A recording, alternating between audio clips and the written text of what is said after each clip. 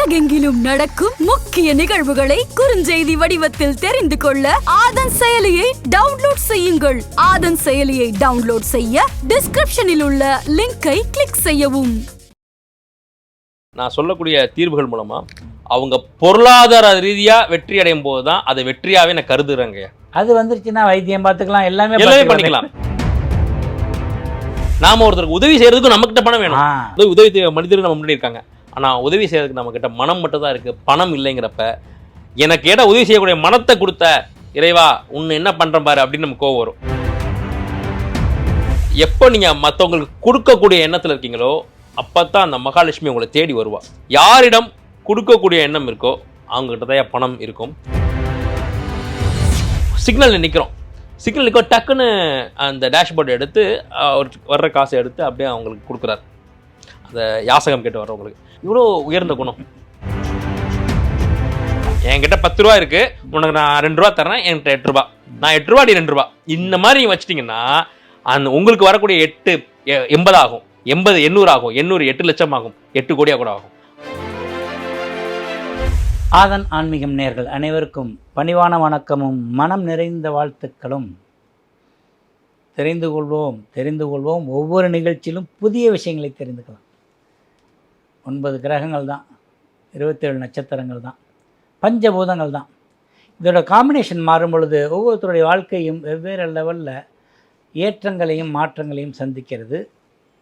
நிறைய பேருக்கு பிரச்சனைகளோடு தான் வாழ்ந்துக்கிட்டு இருக்கிறோம் அப்படின்னு பழகிறது கிடையாது. இந்த பிரச்சனை எதனால் தீரும், என்ன நேரத்தில் எந்த தெய்வத்தை சரியாக பிடிச்சிக்கணும், எப்போ நம்ம பல்லில் கடிச்சிக்கிட்டு இருக்கணும், அடுத்து நம்மளுக்கு நல்லது நடக்கும்ன்ட்டு எல்லா விஷயத்துக்கும் நம்ம தயாராகிறோம். அன்னன்னைக்கு பார்க்குற ராசி பலனில் ஆரம்பித்து குரு பயிற்சி, சனி பயிற்சி, ராகுகேது பயிற்சி, செவ்வாய், இங்கே சூரியன் எப்போ மாறுது, இதே விஷயங்களுக்குள்ளே நம்ம ஏன் போகிறோம் அப்படின்னா இதுக்குள்ளே எல்லாமே இறை அம்சம் தெய்வாம்சம் இருக்கின்றது, உண்மைத்தன்மை இருக்கிறது, உங்களை அடுத்த கட்டம் நகர்வதற்கு உண்டான வழிமுறைகள் இருக்கிறது. அதுக்கு என்ன செய்யணும்னா மிக சரியான ஜோதிடருக்கு சரியான நம்மளுக்கும் அவருக்கும் நிறையான நேரம் வந்தால் தான் அப்பாயின்மெண்ட் கிடைக்கும். அப்பாயின்மெண்ட் ஃபிக்ஸ் பண்ணிட்டு நம்ம காத்திருக்கிறப்பையும் அதுலேயும் ஒரு காரண காரியங்கள் இருக்கும். நம்மளுக்கு எப்போ நேரம் சரியாகுமோ அந்த நேரத்தில் தான் அவர் நம்மளுக்கு அழைத்து இந்த விஷயங்கள்லாம் செய்யுங்க, இந்த கஷ்டங்கள்லாம் தீரும்பார்.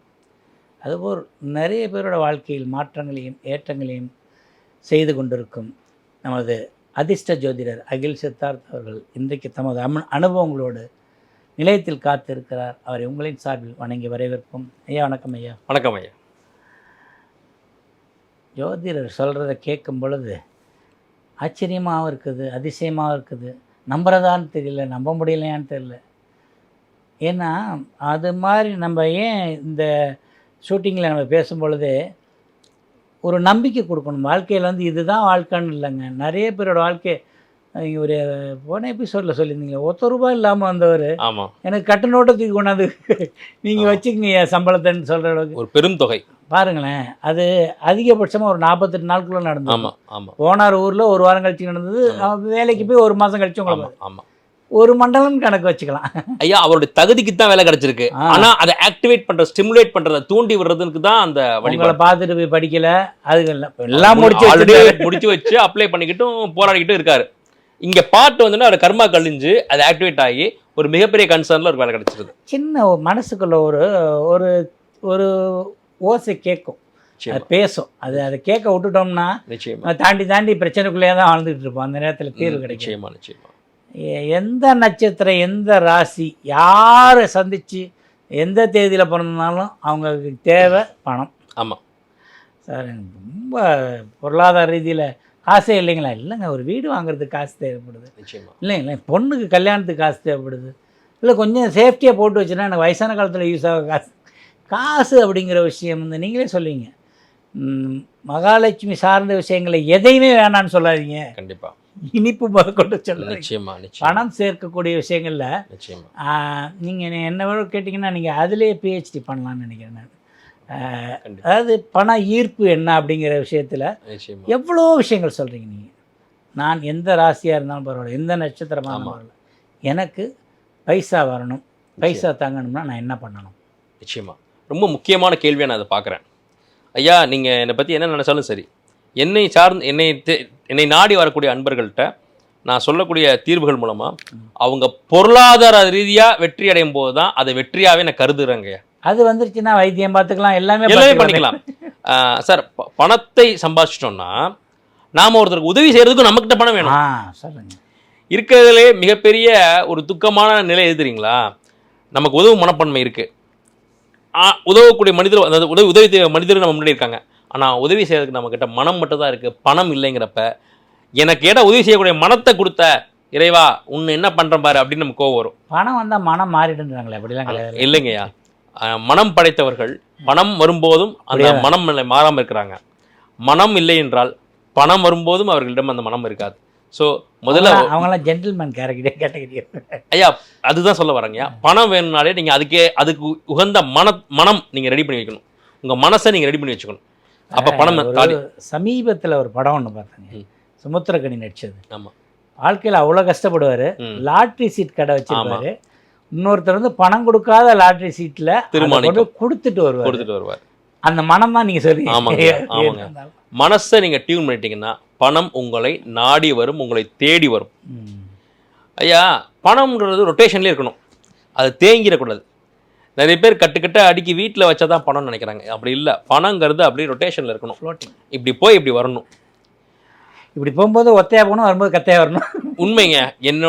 என்னுடைய வாழ்க்கையில் நான் கண்ட உண்மை அதுதான். எப்போ நீங்கள் மற்றவங்களுக்கு கொடுக்கக்கூடிய எண்ணத்தில் இருக்கீங்களோ அப்போ தான் அந்த மகாலட்சுமி உங்களை தேடி வருவாள். இவங்கிட்ட போனால் அவன் நிறைய நம்மளை ரொட்டேஷனில் விடுவான், அவனை நம்மளை பூட்டி வைக்க மாட்டான். அவன் அப்படியே நம்ம ஊர் சுத்த விடுவான். அப்படி சுற்றிட்டு அவன்கிட்ட திருப்பி வந்துடலாம். யாரிடம் கொடுக்கக்கூடிய எண்ணம் இருக்கோ அவங்ககிட்ட தான் பணம் இருக்கும். நீங்கள் நினைக்கலாம், எங்கங்க என் கஞ்சப்பைய யாருக்குங்க ஈயாதவன்ட்டு தான் பணம் இருக்குது. நீங்கள் கூர்ந்து கவனிச்சிங்கன்னா அந்த பணம் அவங்களுக்கு தண்டனையாகவே மாறி நிற்குங்கய்யா. எங்கேயாவது போய் ஏதாவது மருத்துவ செலவு பண்ணுவாங்க, இல்லை ஏதாவது இடத்துல ஏமாறுவாங்க, வெளியில் சொல்ல மாட்டாங்க. அந்த பணம் அவங்களுக்கு ஒரு தண்டனையாக சேரும். அதே கொடுக்கக்கூடிய எண்ணம் இருக்கவங்களுக்கு பணமும் இருக்கும், பணமும் வரும், அவங்க கொடுத்துக்கிட்டும் இருப்பாங்க, 4 பேர் அவங்களை பாராட்டுவாங்க. அவங்க மரணிக்கும் போது சொல்லுவாங்க, சே இவரால் நான் ஸ்கூல் ஃபீஸ் எனக்கு கட்டினாரு, அவர் எனக்கு ஆஸ்பத்திரி ஃபீஸ் கட்டினார். அப்போ அந்த விஷயங்கள்லாம் வெளிவரும். அப்போ பணம் அவருக்கு ஹெல்ப்ஃபுல்லாக இருந்திருக்குன்னு அர்த்தம். ஐயா, நம்ம எந்த நிலையில் வேணால் இருக்கலாம், நம்மக்கிட்ட நிறையா பணம் இருந்தால் தான் இன்னொருத்தர் கொடுக்கணுன்றது இல்லைங்கய்யா. நான் உங்ககிட்டயே இந்த குணத்தை பார்த்துருக்கேன். என் கூட தான் இருப்பீங்க, ஒரு பேக் ஒன்று வச்சுருப்பீங்க, என்கிட்டையும் பணம் இருக்கும், உங்ககிட்டையும் பணம் இருக்கும். நான் ஒரு இடத்துல செலவு பண்ணுறதுக்கு முன்னாடி அங்கே வரக்கூடிய அந்த வேலை செய்கிற பசங்க இருக்காங்க இல்லையா, அதாவது இந்த துப்புரவு பணி செய்கிறவங்க, ஹோட்டலுக்கு போன மறுபடியும் சேர்ந்து ஹோட்டலுக்கு போவோம். நான் சாப்பிட்டுட்டு இருக்கும்போது பார்த்தீங்கன்னா ஒரு 100 ரூபாயோ இல்லை 50 ரூபாயோ இல்லை கையில் என்ன வருதோ அதை அந்த பசங்களுக்கு கொடுப்பீங்க. வயசான அம்மா யாராவது பிளேட் எடுத்து வச்சுட்டு இருந்தாங்கன்னா அவங்க பிளேட் எடுத்து அந்த இடத்த அது எப்படி தான் நீங்கள் அந்த புயல் வேகத்தில் எடுப்பீங்கன்னு தெரியாது, பேக்கில் இருந்து ஒரு 100 ரூபா எடுத்து கொடுப்பீங்க. இன்றைக்கி நம்ம அலுவலகம் வரும்போது கூட இந்த வேலையை நீங்கள் பண்ணீங்க. எனக்குன்னா நான் பண்ணுறதுக்குள்ள ஐயா முந்திக்கிறாங்களே எனக்கு வருத்தமாக இருக்கும். உங்களுக்காக தான் ஏன் பண்ணுறேன் நான். ஸோ இந்த வேலையை பண்ணுறது என்ன நீங்கள் வச்சுருக்கீங்க வேற ஒன்று. இந்த குணம் தாங்கயா நமக்கு பணத்தை வரவழைக்கும். இதுக்கு இன்னொரு எக்ஸாம்பிள் சொல்கிறேன். என் கூட ஒரு தம்பி இருந்தாருங்கய்யா. அவர் வந்து நான் எதுக்கு சொல்கிறேன்னா, நம்ம எந்த நிலையில் இருந்தாலும் நம்ம மனசு சரியாக இருந்தால் வாழ்க்கை எப்படி நம்மளை பணம் மாற்றுதுன்ற உங்களுக்கு எக்ஸாம்பிளை சொல்கிறேன். அவர் வந்து அது வீட்டில் வந்து ஒரு பையன், அவருக்கு வந்து ஒரு அண்ணன், ஒரு தங்கச்சி, ஒரு நடுப்பையன். சென்னையில் டாக்ஸி ஓட்டிகிட்டு இருக்காருங்கய்யா. டாக்ஸி ஓட்டுறதுங்கிறது எவ்வளோ கடுமையான பணிங்கிறது தெரியும். அதில் பெருசாக பணம் நீங்கள் சம்பாதிச்சிட முடியாது. அதில் சேர்த்து வீட்டுக்கு அனுப்புறது போக நம்ம சென்னையில் இருந்துக்கிற என்ன பணம் நம்ம கையில் தங்கிரும், வர்றதுக்கும் போகிறதும் சரி கரெக்டாக இருக்கும். அவங்க தான தர்மம் பண்ணலைன்னா யாரும் வந்து குற்றமாக சொல்லப்படுறது, அவரே ஸ்ட்ரகிள் பண்ணிட்டு இருக்காரு, அவர் என்ன தான தர்மம் பண்ணுறது. அந்த நிலையில் அந்த பையன் என்கிட்ட, நான் எதிர்ச்சியாக நான் டாக்ஸி புக் பண்ணுறேன், அவராக வராருங்கய்யா. அப்போது இன்னைக்கு அவர் இருக்கிற நிலைமை வேற. அவர் வந்தப்போ எப்படி இருந்தாருன்னு நான் சொல்கிறேன். வந்தப்பையும் தன்னுடைய பயன்படுத்தக்கூடிய பொருட்கள்லாம் அப்படியே அழகாக வச்சுக்கிறாருங்க. அந்த காரை பலன்னு வச்சுக்கிறது, அவரு தன்னை அழகாக வச்சுக்கிறது, நேர்த்தியாக வச்சுக்கிறது, குளிச்சு தலை சீவி அதை அப்படி அழகாக அப்படியே அவர் பார்த்தாலே ஒரு ஆண் மகாலட்சுமி மாதிரி இருக்காரு. பார்த்துட்டு எனக்கு அந்த வண்டியில் உட்கார்ந்து போகிறதே ரதத்தில் போகிற மாதிரி இருக்கு. இந்த ஒரு வண்டியை கூட இப்படி வச்சுக்க முடியுமா, இந்த தொழிலை கூட இவ்வளோ அழகாக பண்ண முடியுமா. இந்த பக்கம் பார்த்தீங்கன்னா வாட்டர் பாட்டில் வச்சிருக்காரு ஃப்ரெஷ்ஷாக, இந்த பக்கம் பிஸ்கட் வச்சிருக்காரு, நான் நியூஸ் பேப்பர் வச்சிருக்காரு. என்னப்பா இப்படி ஒரு டாக்ஸி நான் பார்த்ததே இல்லையே, நீ சென்னையில் தான் இருக்கியா, நீ ஓன் வண்டியா? நான் இன்னொருத்தர் லீஸ் வாங்கி தான் நான் ஓட்டுறேன். இந்த பேப்பர் வச்சிருக்க, இந்த பக்கம் ஹிந்து பேப்பர், இந்த பக்கம் தமிழ் பேப்பர், இந்த பக்கம் ஒரு வாட்டர் பாட்டில் வச்சிருக்கேன், இந்த பக்கம் ஒரு வாட்டர் பாட்டில் வச்சிருக்கேன், இன்னும் கூட அந்த 50-50 பிஸ்கட் சொல்லுவாங்கல்ல, அது ஃப்ரெஷ்ஷாக வச்சிருக்காரு. பார்த்துட்டு அப்படி காரே கமன் இருக்கு. இவர் பண்ற வேலைக்கும் அவர் தோற்றத்துக்கும் அவருடைய காருக்கும் சம்பந்தமே இல்லை. எனக்கு ஏதோ ஒரு ஃபாரின் கார்ல உட்காந்த மாதிரி இருக்கு. இவர் தான் ஓட்டுறாரு, இல்லை வண்டி போகுதான்ற மாதிரி இருக்கு. ரொம்ப அப்படியே பிரேக் மிதிச்சதே தெரியாம ஓட்டுறாரு. கொஞ்ச நேரத்தில் ஒரு 1/2 கிலோமீட்டர் தாண்டி கேட்டேன், என்னதான் உன் கதை அண்ணா? இது எல்லாமே என் செலவுல தான் நான் பண்றேன். வர்றவங்க தமிழ் படிக்க தெரிஞ்சவங்களாவும் இருக்கலாம், இங்கிலீஷ் படிக்க தெரிஞ்சவங்களாவும் இருக்கலாம். அதனால 2 பேப்பர் நான் வச்சிருக்கேன். வர்றவங்களுக்கு தண்ணி தாகம் இருக்கலாம், போற அவசரத்துல வண்டியை நிறுத்தி வாட்டர் பாட்டில் வாங்குற அளவுக்கு டைம் இருக்காது. ஆனா உள்ளே வாட்டர் பாட்டில் இருந்துச்சுன்னா எடுத்து குடிப்பாங்க. பசியா இருக்கலாம், ஒரு இடத்துக்கு நிறுத்தி ஹோட்டல்ல போய் சாப்பிட்றதுங்கிறது ஒரு பெரிய விஷயம். அந்த பிஸ்கட் உடனே அவங்கள பசியாத்தும். சரி, இதெல்லாம் எதுக்கு நீ பண்ற அண்ணா? இதுக்கு எதுக்கும் நான் எக்ஸ்ட்ரா சார்ஜும் பண்றதில்ல, அவங்களும் இதுக்காக எக்ஸ்ட்ரா சார்ஜ் கொடுக்க போறதும் இல்லை. எல்லாருக்கும் கொடுக்க போறாங்க, அதே சார்ஜ் கொடுக்க போறாங்க. எனக்கு என்ன தெரியுமா எண்ணம்?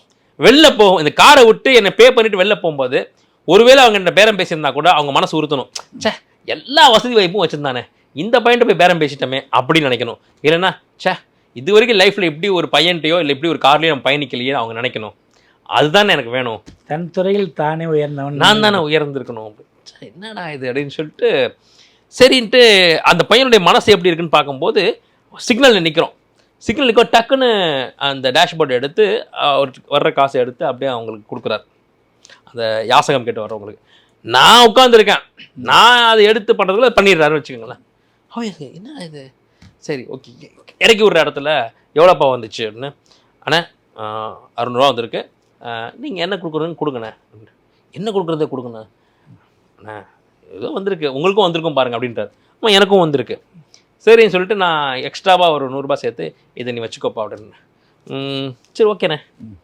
அதை மறுப்பும் சொல்லலை, அவர் கேட்டும் வாங்கலை. அப்போ அவர் கேட்டிருந்தா கூட எக்ஸ்ட்ரா ஒரு 10 ரூபாயோ 20 ரூபாயும் கொடுத்துருப்பேன். அவர் எதுவுமே கேட்கல, கொடுக்குறத கொடுங்கன்னு சொன்னோடனே எனக்கு குற்ற உணர்ச்சியாக இருக்குது. இந்த போய் ஏதாவது பண்ணணுமே சொல்லிட்டு எக்ஸ்ட்ராவாக 100 ரூபா சேர்த்து தரேன். அப்புறம் அவர் நம்பரை நான் வாங்கிக்கிறேன். இல்லை நான் எனக்கு தேவைப்படும், நீங்கள் நம்பர் வாங்கி அண்ணா நாங்கள் ஒரு கம்பெனியில் ஒர்க் பண்ணுறேன், அப்போ என் நம்பரை கொடுத்து அது மூலமாக நான் வரதெல்லாம் சரியாக இருக்காதுண்ணே, அது அந்த கம்பெனிக்கு நான் பண்ணுறது துரோகம். நீங்கள் என்ன பண்ணுங்கள், ஃப்ரெண்ட்லியே அப்போ வேணாலும் ஃபோன் பண்ணுங்கள், ரொம்ப எமர்ஜென்சி வண்டியே கிடைக்கலன்னா மட்டும் சொல்லுங்கள், நான் பெருசாக அட்டன் பண்ணேன். இவ்வளோ உயர்ந்த குணம். அவர் நினச்சாருண்ணா சரிண்ணா கம்பெனிக்கு தெரியாமல் நீங்கள் ஃபோன் பண்ணுங்க வந்துடுறேன், காசு கட்டாயிடும். அந்த மாதிரி ஒரு பண்ணலை. ஸோ வேலை பார்க்குற இடத்துக்கு உண்மையாக இருக்காரு, கிளைண்ட்டுக்கு உண்மையாக இருக்காரு, பணத்தை பெருசாக இதுவாக யோசிக்கலை. ஆனால் நான் அவர் பணத்தை அதிகமாக யோசிக்கல, ஆனால் நான் அவருக்கு பணம் எக்ஸ்ட்ரா தரேன். வருது பாருங்க, என்னடா இது. அப்போ அடுத்து நான் அவரை கூப்பிட்டுக்கிட்டே இருக்கேன். அடுத்தடுத்து எனக்கு வர ஆரம்பித்த உடனே, அண்ணா எனக்கும் உங்களை ரொம்ப பிடிக்குது, உங்களுக்கு என்ன ரொம்ப பிடிக்குது, ஆனால் கம்பெனி ரூல்ஸை தாண்டி உங்களுக்கு நான் பண்ணிட்டு இருக்க மாதிரி இருக்கு. ஒன்று பண்ணுறேன், முதல்ல அந்த கம்பெனியை விட்டு வெளில வரேங்கிறாரு. ஏன்? தார்மீக ரீதியாகவே எனக்கு சரியா படலைண்ணே அப்படின்ட்டு அந்த கம்பெனி விட்டு வெளில வராருங்கய்யா. வெளில வந்ததுக்கு அப்புறமா அதுவும் அவங்ககிட்ட முறைப்படி சொல்லிட்டு அவங்களோட அனுமதி பெற்று வரார். வந்த பிறகு பார்த்தா இவர் இது மாதிரி நிறைய அன்பை சம்பாரிச்சு வச்சிருக்காரு. அப்ப பர்சனலா இவருக்கு நிறைய கிளைண்ட்ஸ் உருவாகுறாங்க, முன்ன விட இன்னும் பிஸி ஆகுறாரு. அப்ப பிராண்டடான கிளைண்ட்ஸா அவர் பிடிச்சு வச்சிருக்கிறார். அன்பை சம்பாரிச்சு அவங்க பணம்னு பார்க்காம கொடுக்குற கிளைண்ட்ஸா இருக்காங்க. அப்புறம் என்கிட்ட சொல்றாரு, அண்ணா இப்போ என்னமோ நிறையா சம்பாதிக்கிறேண்ணே, ஆனால் நான் சம்பாதிக்கிறதுல பாதி விஷயம் நான் யாசகமாகவே கொடுத்துட்றேண்ணே. அப்போது நீங்கள் எந்த நிலையில் இருந்தாலும் உங்களை விட சிரமப்படுறவங்க யாராவது ஒருத்தர் இருப்பாங்க.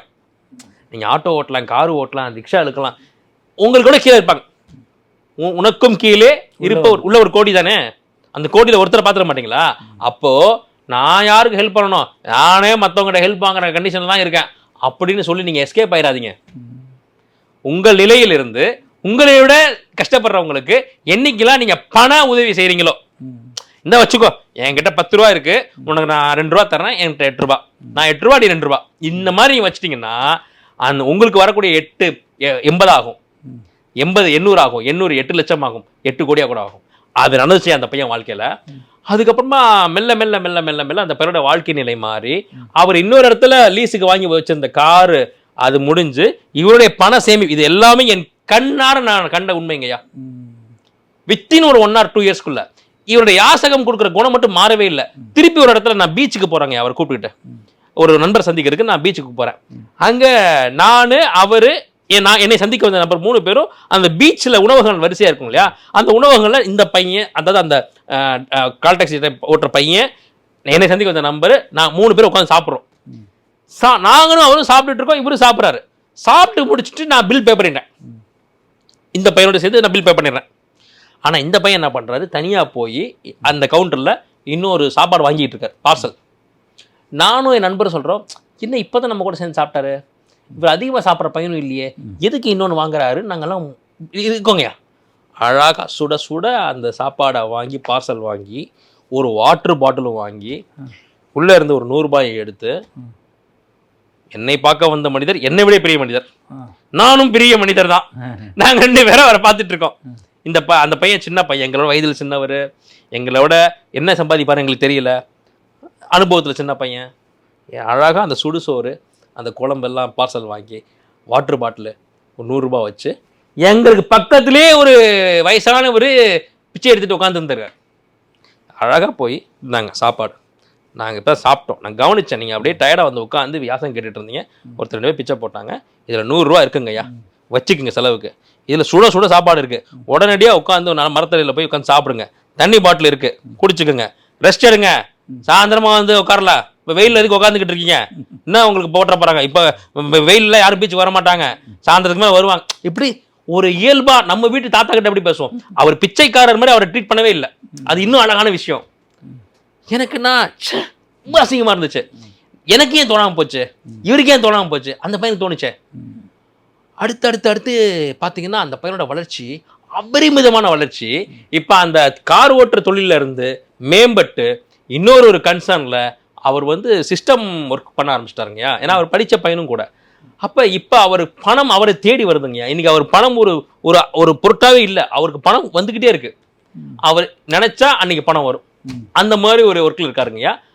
அப்போ அவர் யாசகம் பண்ணக்கூடிய அந்த தன்மை இன்னும் அதிகமரிச்சுக்கிட்டே தான் இருக்கு. அது மட்டும் இல்லை, உங்களை நீங்கள் அலங்கரிச்சுக்கிட்டே இருக்கணுங்கய்யா. இது உண்மை. கசங்கிய உடை போடுறதோ, ஒரு மாதிரி உங்களை நீங்கள் அழுக்காக வச்சுக்கிறதோ பணத்தை ஒருபோதும் இருப்பதில்லை. அவர் எப்பவுமே தன்னையும் அழகுபடுத்திக்கிட்டு, தான் பயன்படுத்தக்கூடிய பொருளையும் அழகுபடுத்திக்கிட்டு, கொஞ்சம் வாசனை திறமைகள் அடிச்சுக்கிட்டு, அந்த காரில் வாசனை திறமைகள் அடிச்சுக்கிட்டு.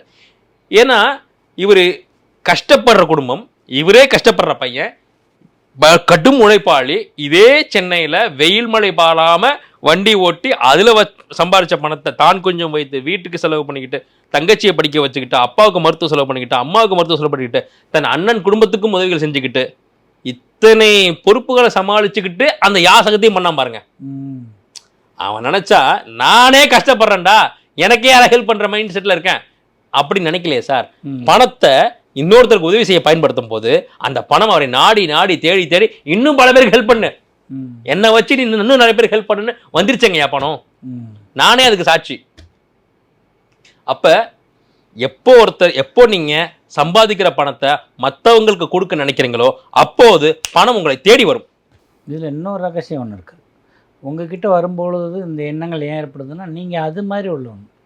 இந்த அறிவியிலேருந்து இது வர மாதிரி கிட்டக்க வரும்பொழுது தான் கொடுக்கணுங்கிற எண்ணமோ கொடுக்கணுங்கிற சூழ்நிலைகள் உள்ளவங்களாம் உங்ககிட்ட வரும்பொழுது, சார் இவ்வளோ பண்ணுறாரே நம்ம பண்ண என்ன, ஏன்னா மூலம்னு ஒன்று இருக்குல்ல, நான் செய்யக்கூடிய தானம் வந்து எனக்கு தர்றவங்களுக்கு அடுத்து போய் சேரணுங்கிற பட்சத்தில் அதில் பெர்சன்டேஜ் வந்து உங்களுக்கு வந்துடுறதுனால யாருக்கிட்டேருந்து காசு வாங்குறோமோ அந்த தன்மையில தான் இருக்கும். நிச்சயமா கொடுக்குறவர்கிட்டருந்து காசு வாங்குறதுனால எனக்கு கொடுக்குற எண்ணங்கள் நிறைய வருது. நிச்சயமா. இதில் இன்னொரு குறிப்பிட்ட விஷயம் சொல்ல ஆசைப்படுறேன். இதில் எங்கேயுமே நான் உங்களுக்கு கடன் தர சொல்லவில்லை. இது வந்து உதவி. அதாவது உங்கள் நிலையை குறைச்சிக்காம உங்களால் என்ன முடியுமோ அதை திருப்பி எந்த பிரதிபலனும் எதிர்பார்க்காம, இந்த பணம் எனக்கு திருப்பி வராது, நான் இதை முழுக்க அவருக்கு உதவியாக தான் பண்ணுறேன். ஏன்னா அவர் நிலைக்கு ஒரு சாப்பாடு வாட்டர் பாட்டில் வாங்கி கொடுத்து ஒரு 100 ரூபாய் கொடுத்துட்டார். அதை எந்த காரணம் கொண்டும் அவர் திருப்பி வாங்க முடியாது, கொடுக்க முடியாது. அவ்வளோதான். இதுக்கு பேர் தான் உதவி. நம்ம மதத்தில், இந்து மதத்தில் ஒரு பைசாவோட கோயிலுக்குள்ளே போகிறீங்கன்னு வைங்களேன், நிச்சயமா முதல்ல வந்து நீங்கள் வந்து பூவெல்லாம் வாங்குறீங்க, முதல்ல அவங்கள ஒரு வியாபாரம் பண்ணி கொடுக்குறீங்க. உள்ளுக்குள்ளே போய் நம்மளுக்கு அர்ச்சனை பண்ணி கொடுக்குறவருக்கு தட்டில் காசு போடுறீங்க, தட்சிணையாக போடுறீங்க, உண்டியலில் காசு போடுறீங்க, காணிக்கையாக போடுறீங்க. வெளியில் யாசகம் எடுக்கிறவங்கள்ட்ட போகும்போது உங்களுக்கு அது புண்ணியமாக வந்து ஒரே பணம் ஒரு ஆலயத்துக்குள்ளே போயிட்டு போய் ஒரு 5 பிரிவாக உபயோகமாக நிச்சயமா. நம்ம இந்து மதம் அப்பையிலேருந்து அதை தான் சொல்லிவிடுவோம். நீ எவ்வளோ வச்சிருக்கியோ அதுக்கு தகுந்தாப்புல உதவி செஞ்சுட்டே வா, உதவி செய்கிறது மட்டும் குறைச்சிக்காத. ஆமாங்கய்யா. ஒரு இடத்துலையும் ஒரு விஷயங்களை நீங்கள் பதிவு செய்யும்போது வாழ்வியலாக தான் இருக்குது. நம்ம நாளைக்கு இந்த நீங்கள் சொல்கிற விஷயத்தை இம்ப்ளிமெண்ட் பண்ண முடியும். அதுக்கு நான் ஒரு வாரம் வகுப்புக்கு போகணுமா, இதுக்கு நான் லோட் பண்ணணுமா? இது எந்த மதத்தினரும் எந்த இனத்தினரும் எந்த சூழல் இருப்பவர்களும் இதை செய்ய முடியும். நிச்சயம். இந்த வாய்ப்புகள் இருக்கு எல்லா இடத்துலயும். நிச்சயமா நிச்சயமா வாங்கிக் கொள்றவங்க நிறைய இருக்காங்க. ஆமா, ஒரு நல்ல வாசனை திரவியத்தை பயன்படுத்திங்கன்றது எல்லாரும் செய்யக்கூடிய விஷயம். சுத்தமா வச்சுங்க. உங்களுக்கு எல்லாம் ட்ரெஸ் சுத்தமா போட்டு. அகச்சுத்தம் புறச்சுத்தம் தான் பணத்தை ஈர்க்கும். அகச்சுத்தம் இருந்தால் தானே பிறர் மீது இறக்கப்படுவீங்க, பிறர் மீது ஹெல்ப் பண்ணுன்ற எண்ணம் வரும். புறச்சுத்தம் வரும்போது பண ஈர்ப்பு இருக்குன்னு நீங்க இன்னைக்கு ஒரு புதிய மெத்தட் சொல்லியிருக்கீங்க. நிச்சயமா நிச்சயமா. அது ஒரு பேச்சாளர் சொல்லுவார், காற்று கூட உள்ள நுழையும் பொழுது வெளியில போறதுக்கு ஜன்னல் இருக்கான்னு பார்த்துட்டு தான் நுழையுமா. ஃபுல் ரூம் டைட்டாக வச்சுருந்தீங்கன்னா காற்று இருக்காது. ஒரு ஜன்னல் ஒத்த கதை திறங்கலாம், எங்கேருந்தோ வெளியில் உள்ள காற்று உள்ள வரும். காசும் அப்படி தான் பாரு, உள்ள நுழையும் போதே பார்க்குவோம் அந்த காசு. கண்டிப்பா இவன்ட்டு வெளியில் போகிறதுக்கு வாய்ப்புகள் இருக்கா அப்படின்னு. ஆமாம், கொடுத்தா தானேங்க திரும்ப கிடைக்கும், பெருகும். நல்ல விஷயங்கள். ஏன்னா அதாவது ஒரு கேள்வியும் தொடங்கும் பொழுது சின்ன திருக்குறளாக தொடங்குறேன். நீங்கள் பெரிய பாராயணம் அதுக்கு உண்டான விளக்கத்தை திருக்குறளுக்கு ஒவ்வொருத்தரும் எடுத்து விளக்கம் சொல்லும் பொழுது பிரச்சனை ஒன்று தான். அணுகுமுறைகள் உங்ககிட்ட போகும்போது அது அன்றாட சயின்டிஃபிக்காகவும் இருக்குது, ஆன்மீகமாகவும் இருக்குது.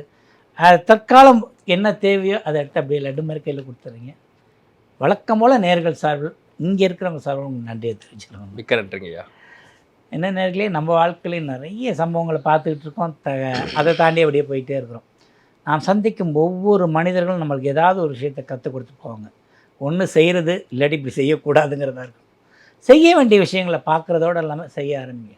பணம் தேவை, எல்லாருக்கும் தேவை, ஒவ்வொருக்கும் ஒவ்வொரு விதமாக தேவை. தேவையோட அளவு குறைஞ்சி நிறையா இருக்கலாம். இன்றைக்கி ஜோதிடர் சொன்ன விஷயம் எனக்கும் பயனுள்ளதாக பலன் அடிச்சிருக்குது. நீங்களும் செஞ்சு பாருங்கள், அடுத்த கட்டத்திற்கு நிச்சயம் உயரலாம். இதே போன்ற பயனுள்ள நிகழ்ச்சியில் மீண்டும் சந்திப்போம். அதுவரை நன்றி, வணக்கம். அதிர்ஷ்ட ஜோதிடர் அகில் சித்தார்த் அவர்களிடம் ஜோதிட ஆலோசனை பெற வேண்டுமா? 9566626742 என்ற எண்ணிற்கு உங்கள் பெயர் மற்றும் தாங்கள் இப்பொழுது வசிக்கும் ஊர் இந்த இரண்டையும் டைப் செய்து அனுப்பவும். உங்களுக்கு வாட்ஸ்அப் மூலம் மட்டுமே உங்களுக்கான பதிவு மற்றும் ஆலோசனை பற்றிய விவரங்கள் அனுப்பப்படும்.